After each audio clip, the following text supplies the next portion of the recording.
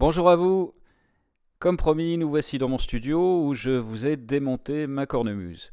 Au premier plan, vous avez d'ailleurs la poche en cuir avec sa fermeture éclair qui lui permet de respirer, d'évacuer l'excédent d'humidité. Ensuite, toujours là sur la gauche, bientôt au premier plan, vous avez de rouge vêtu le cover bag ou la housse qui permet de protéger la poche en fait. Et puis les différents éléments, chanter, blowpipe, bourdon et hanche sur lesquels on va revenir tout à l'heure.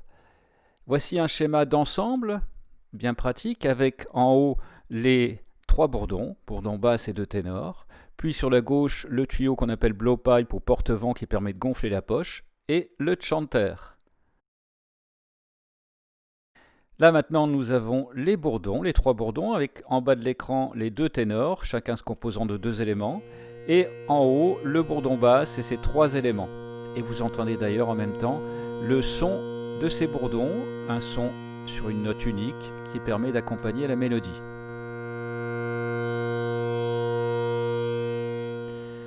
Ensuite nous allons revenir sur le blowpipe et le chanter, sur la gauche du schéma.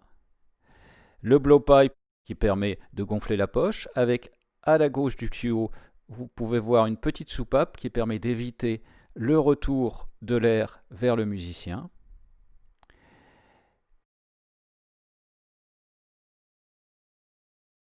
Et ensuite le chanter ou tuyau mélodique avec ses trous comme une flûte, puisque c'est là qu'on va jouer la mélodie sur l'instrument. Le chanter se terminant par ce qu'on appelle une sole, à la fois pour décorer mais aussi pour protéger. Et alors bien sûr, ce chanter ne fonctionnerait pas sans les anches doubles en roseau que vous voyez ici et qu'on va insérer dans ce tuyau. Là vous avez les anches de bourdon qui sont ici des anches simples, une seule lamelle ici en fibre de carbone. Là vous voyez les anches des deux ténors et ici l'anche la plus longue, celle du bourdon basse.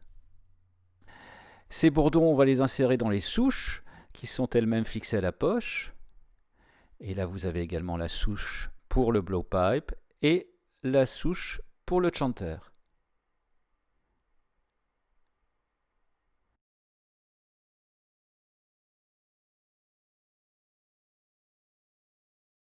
Voilà, effectivement, maintenant, on va tout remonter.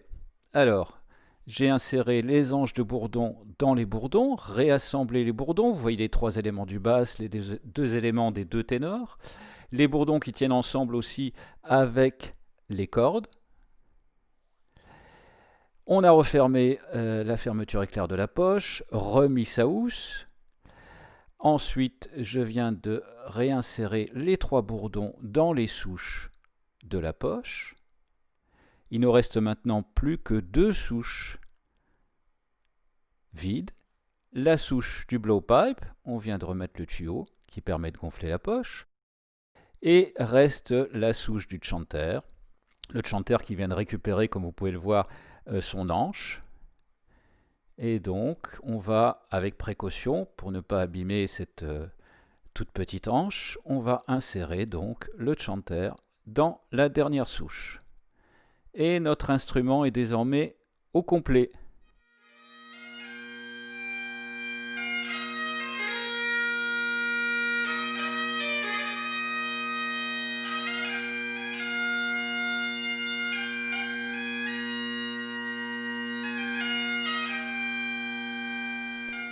Voilà, belle dimension. On fait 2,10 m au complet, mon instrument et moi, et pour un poids de 7 kg. Et là, on voit la poche munie de sa housse en tartan aux couleurs du clan.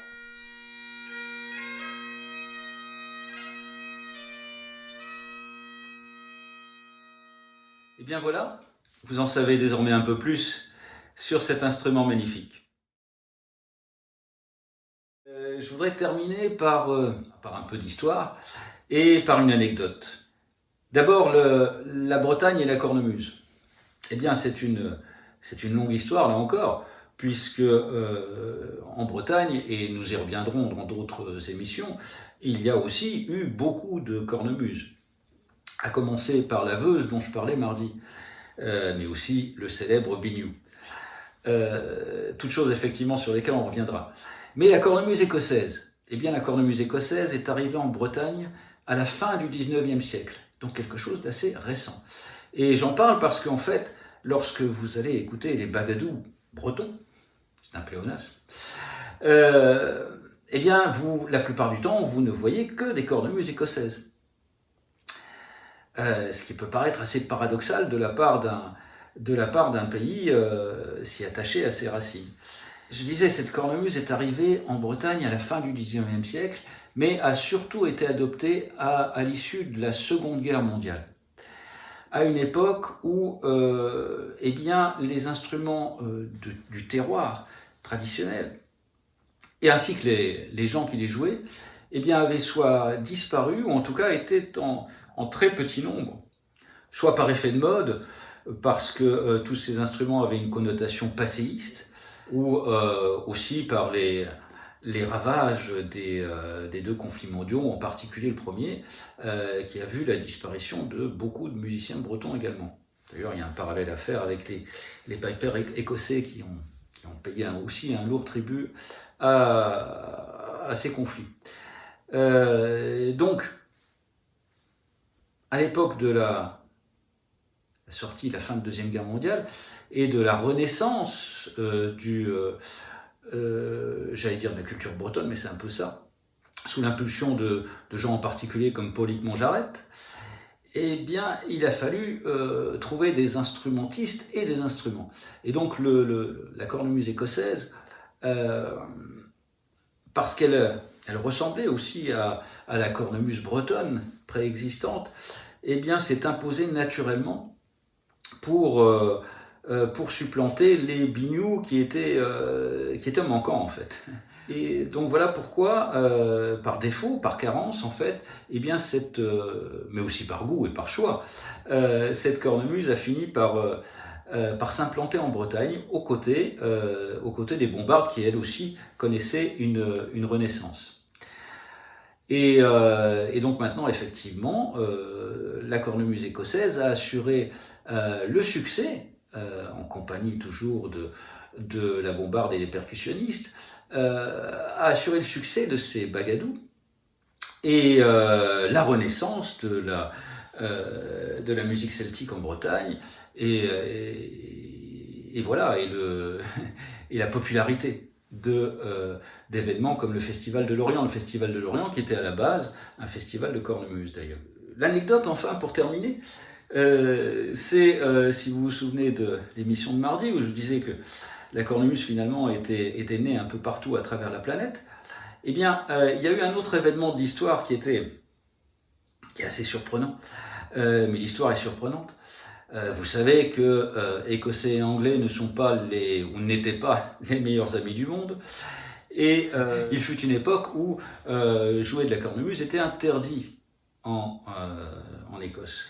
Et ensuite, cette époque révolue, grâce en particulier à la reine Victoria, eh bien, la cornemuse écossaise des Highlands a progressivement intégré les armées, les régiments de Sa Gracieuse Majesté.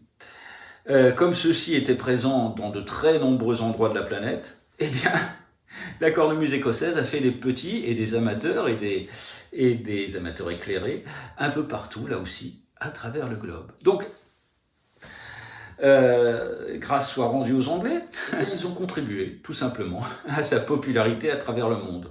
Ce qui est un pied de nez, assez croustillant de l'histoire, et finalement la revanche de la culture sur l'obscurantisme et sur les dictates est quand même toujours intéressante. Voilà, c'est fini. J'espère que cette double présentation, mardi et jeudi, vous a appris des choses. J'espère que ça vous a plu.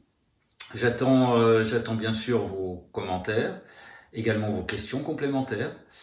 Et puis, ma foi, si vous avez aimé ces deux vidéos, un petit pouce levé, un abonnement, ça sera super. Un dernier point, vous pouvez retrouver cette présentation, cette fois-ci de manière écrite, sur mon site. Et pour cela, je vous mets le lien dans la présentation de cette vidéo. Prochaine émission sur le sujet des instruments de musique celtique. Nous partirons en Bretagne à la découverte du biniou. À bientôt.